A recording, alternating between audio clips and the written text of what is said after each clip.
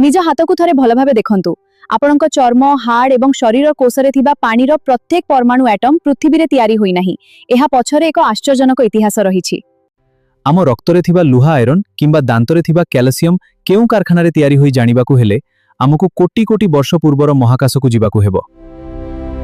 प्राय 30 बिलियन बरह पूर्वे होइथिबा big bang केवल hydrogen और हिलियम भली सरल उपादान सृष्टि करिथिला। तेबे पीरियोडिक टेबुल रो बाकी सबु उपादान आसिला केउंटू? एहार उत्तर हेउची मध्याकर्षण। ग्रेविटी एही गैस बादल को एत्ते झोरे चापी देला जे सेही चाप जोगुम ब्रह्मांडर प्रथम आणविक चुली बा नक्षत्र गुड़िकर जन्म हेला।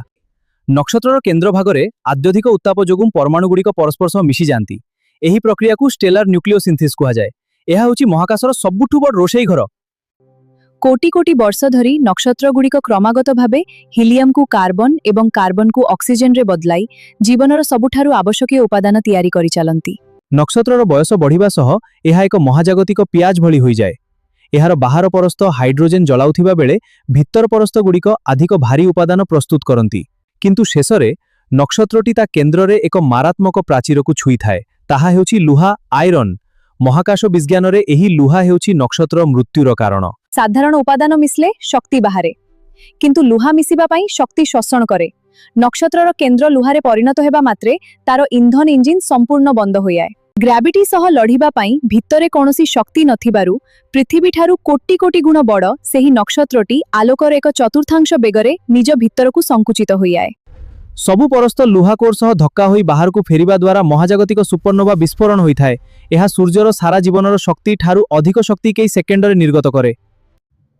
एही प्रबल विस्फोरणर शक्ति जोगुम परमाणु गुड़िक लुहार प्राचीर को पार करी कोबाल्ट निकेल एवं तंबाल भली अधिक भारी उपादान रे तुरंत बदली जांती। किंतु आटकी जानतु विज्ञानर गणना कहे जे सुपरनोवा विस्फोरण मध्य सुना गोल्ड प्लाटिनम किंबा यूरेनियम भली मूल्यवान धातु तैयारी करिबा पई यथेष्ट नुहे। तेबे एही सुना आसिला केउंटू? सुन्ना सृष्टि हेबा पई एहाठारु अधिक भयंकर घटना दरकार। ताहा हेउची दुईटी न्यूट्रॉन तारा न्यूटन स्टार्स रो महाधक्का। एगुड़िक हेउची मृत नक्षत्रर अति कठिन अवशेष। एही तारार गोटिए छोट चामच माटीर ओजन कोटी कोटी टन हेबो।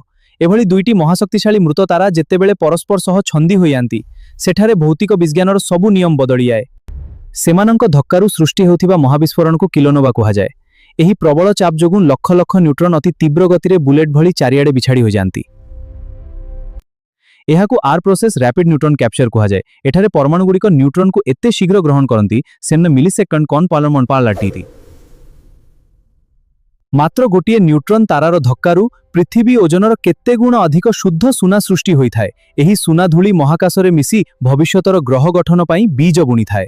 कोटी कोटी वर्ष धरी लक्ष लक्ष सुपरनोवा और किलोनोवा निज द्वारा तैयारी नुआ नुआ उपादान गुड़िकु नेब्युला नेब्युला नामक एही विशाल महाजागतिक गैस बादल रे जमा करंती। प्राय 6 बिलियन वर्ष पूर्वे सेही भली एक नेब्युला बादल निज मध्याकर्षण जोगु संकुचित होई आम सूर्य एवं ता चारिपाखरे घुरुथिबा एक धूली चक्र सृष्टि कला। सेही चक्र रे थिबा भारी महाजागतिक धूलिकणा गुड़िक परस्पर सह मिशी पथुरिया ग्रह गठन कले। आज पृथ्वीर केंद्र रे थिबा प्रत्येक ग्राम लुहा केबे एक मृत तारा रे तैयारी होइथिला। एही नुआ ग्रह रे जमा होइथिबा कार्बन नाइट्रोजेन और ऑक्सीजन संबयक्रमे जटिल जैविक श्रृंखला रे परिणत होई जीव विज्ञानर आधार साजिले। महाकाश रे थिबा केमिस्ट्री पृथ्वी रे आसी बायोकेमिस्ट्री पालटी गला। आमे ब्रह्मांड ठारू अलगा नुह बरं आमे ब्रह्मांडर ही एक प्रत्यक्ष अंश। आपणक फुसफुस रे थिबा ऑक्सीजन एक साधारण तारारू आसीछि, रक्तर लुहा सुपरनोभारू आसीछि एवं आपण पिंधिथिबा सुन्ना न्यूट्रॉन तारार महाधक्कारु आसीछि। आज आपण एही रूपरे एठारे थिबा पई बिलियन बिलियन वर्षर समय भयंकर महाजागतिक प्रलय एवं असंख्य बड़ बड़ नक्षत्रर मृत्यु आवश्यक होइथिला। विशिष्ट वैज्ञानिक कार्लो सेगन कहिथिले आमे हेउचु ब्रह्मांड निजकु निजे चिह्निबार एक माध्यम। आपणक चेतना कॉन्शियसनेस हेउची ब्रह्मांड निज यात्रा को निजे देखिबा। एही सबु उपादान सारा महाकाशरे बिछाड़ी होई रहिथिले मध्य सेगुड़िके एक निर्दिष्ट गाणितिक संतुलन रे एकाठी होई जणे चिंताशील मनिष तैयारी करिबा अति विरल अटे। तेणु जीवन रे जेतेबेले आपण निजकु छोट मने करिवे किंबा दैनंदिन कामरे विरक्त होई जिवे निज शरीर रे ही महाजागतिक गौरव को मने पकांतु। आपण पृथ्वी रे केवल जणे दर्शक नहुंती, बिलियन बिलियन वर्षर महाजागतिक विवर्तन द्वारा निर्मित एक जीवंत मास्टरपीस हेउचंती आपण। आपणक भितरे थिबा प्रत्येक परमाणु एठाकु आसीबा पई सारा ब्रह्मांड भ्रमण करिछि। ନୂଆ ଜିନିଷ ଶିଖିବା କେବେ ବନ୍ଦ କରନ୍ତୁ ନାହିଁ। ପ୍ରଶ୍ନ କରନ୍ତୁ ଏବଂ ଆପଣ କେଉଁଥିରେ ତିଆରି ତାହା କେବେ ଭୁଲନ୍ତୁ ନାହିଁ। ନକ୍ଷତ୍ରଗୁଡ଼ିକୁ ଦେଖନ୍ତୁ, ଜିଜ୍ଞାସା ବଜାୟ ରଖନ୍ତୁ। ପୁଣି ଦେଖା ହେବ।